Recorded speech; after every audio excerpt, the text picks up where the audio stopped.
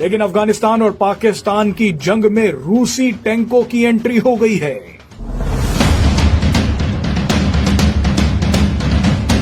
तालिबान ने पकड़े गए पाकिस्तानी सैनिकों की पेंटों को अपनी बंदूक पर टांगकर पूरे इलाके में गश्त लगाई है।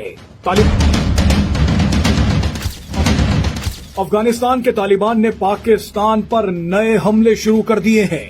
ये हमले 15 अक्टूबर को सुबह शुरू किए गए हैं।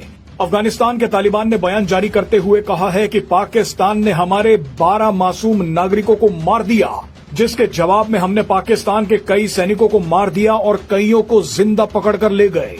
तालिबान ने पकड़े गए पाकिस्तानी सैनिकों की पेंटों को अपनी बंदूक पर टांगकर पूरे इलाके में गश्त लगाई है। तालिबान ने पाकिस्तानी सैनिकों की पेंट अपनी बंदूक पर क्यों टांगी वो आपको आगे बताते हैं, लेकिन अफगानिस्तान और पाकिस्तान की जंग में रूसी टैंकों की एंट्री हो गई है। तालिबान ने पाकिस्तान पर हमला करने के लिए रूस के टैंक उतार दिए हैं। ये वो टैंक हैं जो कभी तालिबान ने सोवियत सेना से छीने थे। कई दावों के मुताबिक इन रूसी टैंक्स को डुरंड लाइन के नजदीक पाकिस्तान के कबायली इलाकों में भी घुसा दिया गया है। हालांकि इसकी आधिकारिक पुष्टि होना बाकी है, लेकिन अगर तालिबान ने पाकिस्तान के इलाकों में रूसी टैंक घुसा दिए हैं तो आने वाले दिनों में पाकिस्तान के परखच्चे उड़ने वाले हैं। मजे की बात देखिए कि तालिबान ने उन अमेरिकी हथियारों को भी पाकिस्तान की सीमा पर तैनात कर दिया है जो अमेरिकी सेना से लूटे गए थे। कई जगहों पर तो ये भी दावा किया जा रहा है कि तालिबान ने तो पाकिस्तानी सेना के टैंक भी लूट लिए हैं और अब इन पाकिस्तानी टैंकों से भी पाकिस्तानी सेना को उड़ाया जा रहा है। आपको बता दें कि पाकिस्तान पर सबसे भीषण हमला अफगानिस्तान के कांधार प्रांत के स्पिन बोल्डैक बॉर्डर क्रॉसिंग से हो रहा है। हैरानी की बात देखिए कि पाकिस्तान के डिफेंस मिनिस्टर ख्वाजा आसिफ ने कुछ समय पहले ही कहा था कि अगर तालिबान नहीं सुधरा तो हम जंग कर देंगे, लेकिन तालिबान ने तो रूसी और अमेरिकी हथियारों से पाकिस्तान पर जंग छेड़ भी दी है। तालिबान ने पाकिस्तान में तबाही मचाकर उनके कई जिंदा सैनिक पकड़ लिए हैं। तालिबान ने इन पाकिस्तानी सैनिकों की पेंटें उतारकर अपनी बंदूकों पर टांग ली और पाकिस्तान की सीमा के पास गश्त लगाई। इससे बड़ी बेइज्जती पाकिस्तान के लिए क्या हो सकती है। कुछ समय पहले पाकिस्तान ने मुत्ताकी और जयशंकर की मुलाकात को लेकर बयान दिया था कि तालिबान तो गद्दार है, तालिबान भारत का वफादार बन गया है।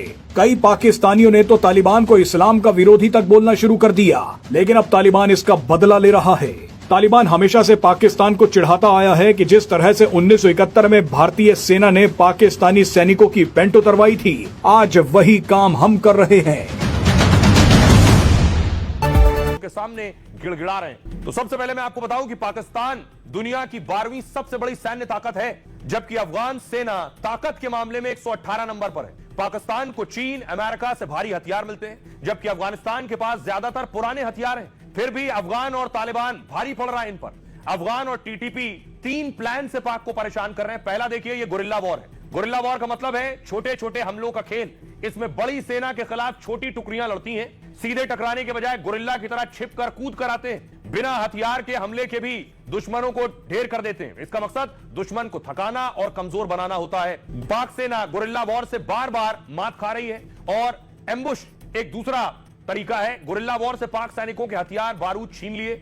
इसका इस्तेमाल एम्बुश यानी अचानक हमले में करते हैं। वो सड़क पर अचानक पाक काफिले को टारगेट बनाते हैं और पाक सैनिकों को ढेर कर बॉर्डर भी पार कर जाते हैं और इस तरह जमीनी हमले में पाक पर भारी पड़ रहे हैं। तीसरा एक और तरीका है पहाड़ी इलाकों का फायदा। जैसे नक्सली आतंकी घने जंगलों में वारदात में माहिर होते हैं, ऐसे ही तालिबानी लड़ाके पहाड़ी इलाकों का चप्पा चप्पा जानते हैं। पाक के टैंक और हेलीकॉप्टर यहां मुश्किल से पहुंच पाते हैं, जबकि टीटीपी लड़ाके बारूद बिछाते हैं, स्नाइपर से हमले करते हैं और पकड़े जाने से पहले ही ठिकाना बदल लेते हैं। अमेरिका अफगान से जाते समय जो हथियार छोड़ गया था, उनमें से बहुत से हथियार भी उनके हाथ लगे हैं और इन्हीं हथियारों का इस्तेमाल कर पाकिस्तान में तबाही